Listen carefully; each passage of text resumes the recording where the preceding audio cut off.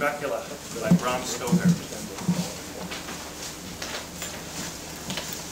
I was not alone. The room was the same, unchanged in any way since I came into it. I could see along the floor in the brilliant moonlight my own footsteps marked where I disturbed the long accumulation of dust. In the moonlight opposite me were 3 young women, ladies by their dress and manner. I thought at the time I must be dreaming when I saw them, for though the moonlight was behind me, they threw no shadow on the floor.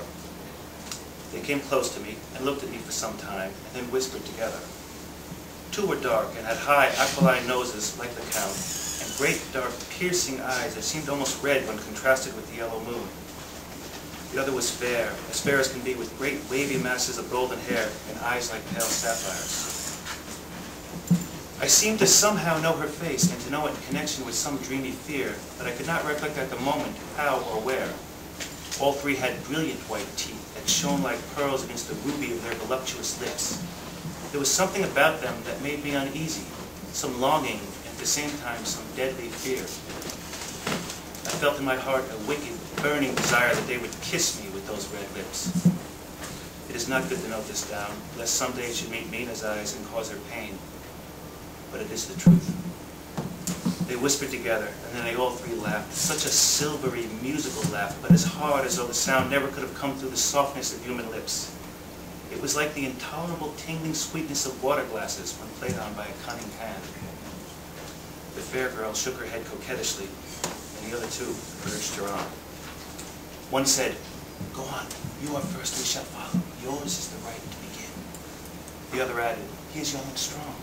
There was kisses for all of us." I lay quiet, looking out under my eyelashes in an agony of delightful anticipation. The fair girl advanced and bent over me till I could feel the movement of her breath upon me. Sweet it was in one sense, honey-sweet, and sent the same tingling through the nerves as her voice, but with a bitter underlying the sweet, a bitter offensiveness as one smells in blood. I was afraid to raise my eyelids, but looked out and saw perfectly under the lashes. The girl went on her knees and bent over me, simply gloating. There was a deliberate voluptuousness which was both thrilling and repulsive. As she arched her neck, she actually licked her lips like an animal, till I could see in the moonlight the moisture shining on the scarlet lips and on the red tongue as it lapped the white, sharp teeth. Lower and lower went her head, as the lips below the range of my mouth and chin seemed about to fasten on my throat. Then she paused, and I could hear the churning sound of her tongue as it licked her teeth and lips, and could feel the hot breath on my neck. Then the skin of my throat began to tingle as one's flesh does when the hand that is to tickle it approaches nearer, nearer.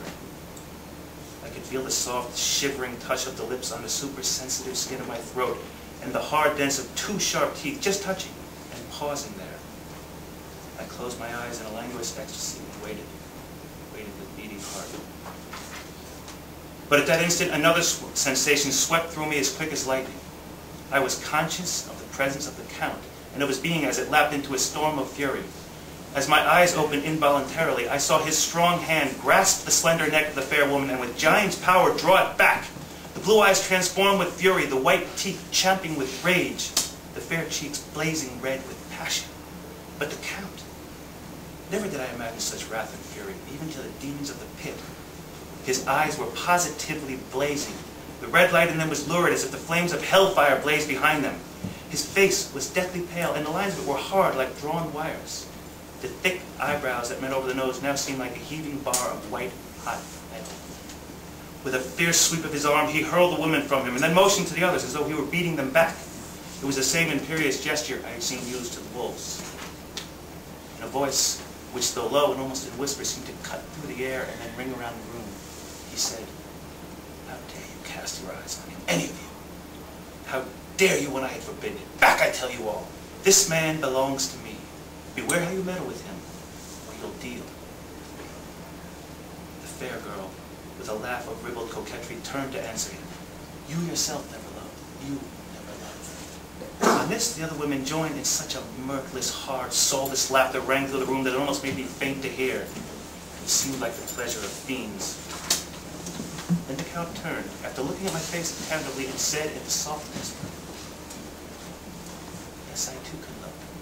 You yourselves can tell it from the past, is it not so? No, I promise you that when I am done with him, we shall kiss him at your will. Now go. Go. I must awaken him, for there is work to be done. Are we to have nothing tonight? Said one of them, with a low laugh, as she pointed to the bag which he had thrown upon the floor, and which moved as though there was some living thing within it. For answer, he nodded his head. One of the women jumped forward to open it. If my ears had not deceived me, there was a gasp and a low wail, as of a half-smothered child. The women closed round whilst I had gasped with horror, but as I looked, they disappeared, and with them the dreadful bag. There was no door near them, and they could not have passed without my noticing. They simply seemed to fade into the rays of the moonlight and pass out through the window, for I could see outside the dim, shadowy forms for a moment before they entirely faded away. And horror overcame me.